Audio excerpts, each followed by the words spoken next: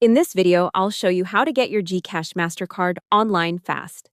First, open the GCash app and make sure your account is fully verified, because GCash says only fully verified users can order a card. If your account is not verified yet, finish that first before you try to apply.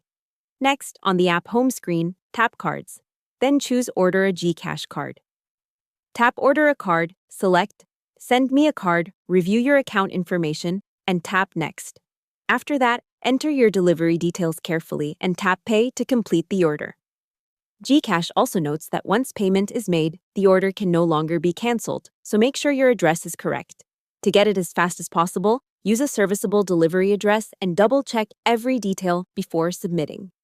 GCash says delivery can take up to 10 business days within NCR and up to 13 business days outside NCR. And you'll usually receive an SMS with a tracking number once the card is on the way. That's how to get your GCash card online. Hope the tutorial was helpful. Subscribe to my channel and see you in the next video.